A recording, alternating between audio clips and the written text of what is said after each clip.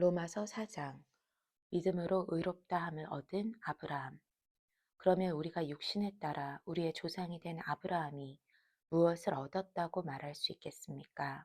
만일 아브라함이 행위로 의롭다는 인정을 받았다면 자랑할 것이 있겠지만 하나님 앞에서는 없습니다. 성경은 무엇이라고 말합니까? 아브라함이 하나님을 믿으니 이것이 그에게 의로 여겨졌다라고 합니다. 일하는 자에게는 품삯이 은혜로 여겨지지 않고 정당한 대가로 여겨지나 일하지 않고도 경건치 않은 사람을 의롭다고 인정하시는 분을 믿는 사람에게는 그의 믿음이 의로 여겨집니다. 행위와 상관없이 하나님께 의롭다고 인정받는 사람의 복에 대해 다윗도 이렇게 말합니다. 주께서 불법을 용서하시고 죄를 덮어주시는 사람은 복이 있고 주께서 그 죄를 인정치 않으실 사람의 복이 있다. 그러면 이 복은 할례 받은 사람에게만 내리는 것입니까? 아니면 할례 받지 않은 사람에게도 내리는 것입니까? 우리가 말하기를 아브라함이 하나님을 믿으니 이것이 그에게 의로 여겨졌다라고 했습니다. 그러면 이것이 어떻게 의로 여겨졌습니까? 그가 할례를 받은 때입니까? 아니면 할례를 받지 않은 때입니까? 할례를 받은 때가 아니라 할례를 받지 않은 때입니다.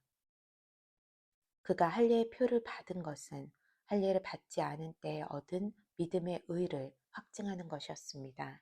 이는 아브라함이 할례 받지 않은 사람으로서 믿는 모든 사람들의 조상이 돼 그들도 의롭다는 인정을 받게 하려는 것이었습니다. 그는 또한 할례 받은 사람의 조상이 됐습니다. 곧 할례를 받았을 뿐 아니라 우리 조상 아브라함이 할례를 받지 않은 때에 가졌던 믿음의 발자취를 따르는 사람들의 조상이 됐습니다. 아브라함이나 그의 후손에게 세상의 상속자가 되리라고 하신 약속은 율법으로, 율법으로 인해 된 것이 아니라 오직 믿음의 의로 인해 된 것입니다. 만일 율법을 따라 사는 사람들이 상속자가 된다면 믿음은 무효가 되고 약속은 파기됐을 것입니다. 왜냐하면 율법은 진노를 부르기 때문입니다. 율법이 없는 곳에는 범법함도 없습니다. 그러므로 약속은 믿음으로 말미암습니다.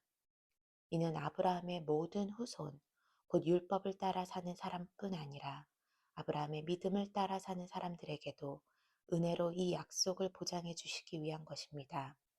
아브라함은 우리 모두의 조상입니다. 기록되기를 내가 너를 많은 민족의 조상으로 세웠다라고 한 것과 같습니다. 아브라함은 그가 믿은 하나님, 곧 죽은 사람을 살리시며 없는 것을 있는 것 같이 부르시는 하나님 앞에서 우리의 조상이 됐습니다. 아브라함은 소망이 없는 가운데서도 소망을 갖고 믿었습니다. 이는 내 후손이 이와 같을 것이다 라고 하신 말씀대로 많은 민족의 조상이 되게 하기 위한 것이었습니다.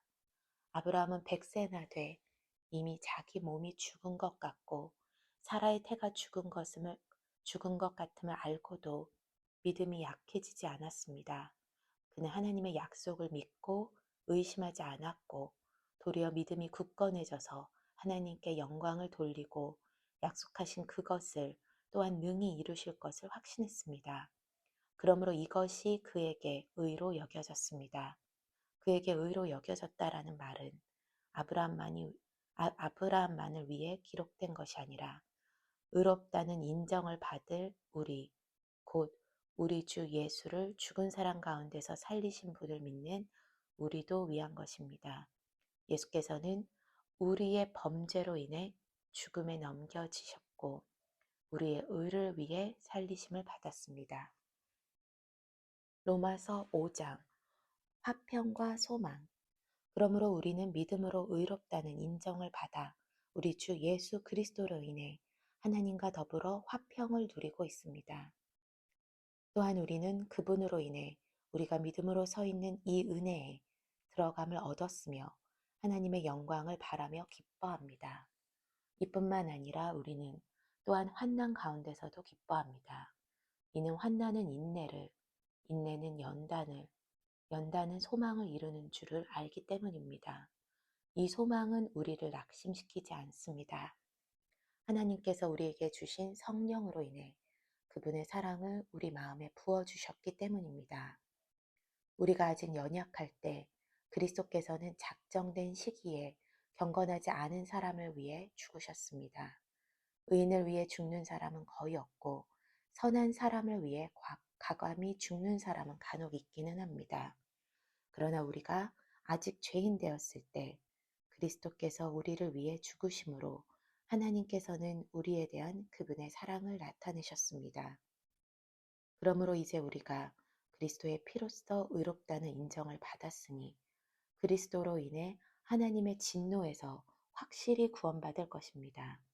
우리가 하나님과 원수됐을 때 하나님의 아들이 죽으심으로 인해 그분과 화목하게 됐으니 화목하게 된 우리는 하나님의 생명으로 인해 확실히 구원을 받을 것입니다.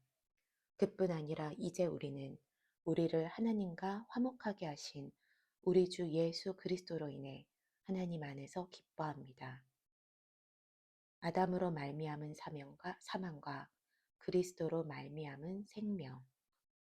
그러므로 한 사람으로 인해 죄가 세상에 들어오고 또 죄로 인해 죽음이 들어온 것 같이 모든 사람이 죄를 지었으므로 죽음이 모든 사람에게 이르렀습니다. 율법이 있기 전에도 죄가 세상에 있었으나 율법이 없을 때는 죄가 죄로 여겨지지 않았습니다. 그러나 아담 시대부터 모세 시대에 이르기까지 아담의 범죄와 같은 죄를 짓지 않는 사람들에게까지 죽음이 왕노릇했습니다. 아담은 오실 분의 모형입니다. 그러나 하나님이 그리스도를 통해 주시는 은사는 아담의 범죄와 같지 않습니다. 한 사람의 범죄로 인해 많은 사람이 죽었으나 하나님과 한 사람 예수 그리스도의 은혜로 인해 주어진 선물은 더욱 많은 사람에게 넘쳤습니다. 또한 이 선물은 범죄한 한 사람으로 인해 생긴 결과와 같지 않습니다.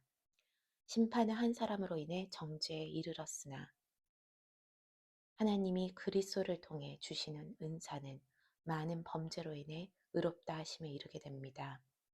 아담 한 사람의 범죄로 인해 죽음이 바로 그 한 사람을 통해서 왕노릇했다면 은혜와 의의 선물을 넘치도록 받는 사람들은 한 분 예수 그리스도로 인해 생명 안에서 왕노릇할 것입니다. 그러므로 한 사람의 범죄로 인해 모든 사람이 정죄에 이른 것처럼 한 분의 의로운 행동으로 인해 모든 사람이 의롭다는 인정을 받아 생명에 이르렀습니다. 한 사람의 불순종으로 인해 많은 사람이 죄인이 된 것처럼 한 분의 순종으로 인해 많은 사람이 의인이 될 것입니다. 율법은 범죄를 더하게 하려고 들어왔습니다. 그러나 죄가 더한 곳에 은혜가 더욱 넘쳤습니다. 이것은 죄가 죽음 안에서 왕노릇한 것처럼 은혜도 의로 인해 왕노릇해 예수 그리스도 우리 주로 인해 영생에 이르게 하려는 것입니다. 로마서 6장 죄에 대하여 죽고 그리스도 안에서 살다. 그러면 우리가 무슨 말을 해야 하겠습니까? 은혜를 더하게 하려고 죄 가운데 머물러 있어야 하겠습니까? 결코 그럴 수 없습니다. 죄에 대해 죽은 우리가 어떻게 죄 가운데 그대로 살겠습니까? 그리스도와 연합해 세례를 받은 우리는 모두 그리스도의 죽으심과 연합해 세례를 받은 줄을 알지 못합니까? 그러므로 우리는 그리스도의 죽으심과 연합해 세례를 받음으로써 그분과 함께 묻혔습니다. 이는 그리스도께서 아버지의 영광으로 인해 죽은 자들 가운데서 살리심을 받은 것처럼 우리도 또한 새 생명 가운데서 살게 하려는 것입니다. 우리가 그리스도의 죽으심과 같은 죽음으로 그분과 연합한 사람이 됐다면 분명히 우리는 그리스도의 부활하심과 같은 부활로도 그분과 연합한 사람이 될 것입니다. 우리의 옛사람이 십자가에 못 박힌 것은 죄의 몸이 멸해져 우리가 더 이상 죄의 종이 되지 않게 하려는 것임을 압니다. 이는 죽은 사람은 이미 죄에서 벗어났기 때문입니다. 우리가 그리스도와 함께 죽었다면 또한 그분과 함께 살 것을 믿습니다. 우리가 알기로 죽은 사람 가운데서 살리심을 받은 그리스도께서는 다시 죽지 않으시고 죽음이 더 이상 그분을 지배하지 못합니다. 그리스도께서 죽으신 것은 죄에 대해 단번에 죽으신 것이요. 그분이 사시는 것은 하나님께 대해 사시는 것입니다. 이와 같이 여러분도 자신을 죄에 대해서는 죽은 자요. 하나님에 대해서는 그리스도 예수 안에서 산 자로 여기십시오. 그러므로 여러분의 죽을 몸에서 죄가 왕노릇하지 못하게 해 몸의 정욕에 순종하지 말고 또한 여러분의 지체를 불의의 무기로 죄에게 내주지 말고 오직 죽은 자 가운데서 다시 산 자처럼 여러분 자신을 하나님께 드리며 여러분의 지체를 의의 무기로 하나님께 드리십시오.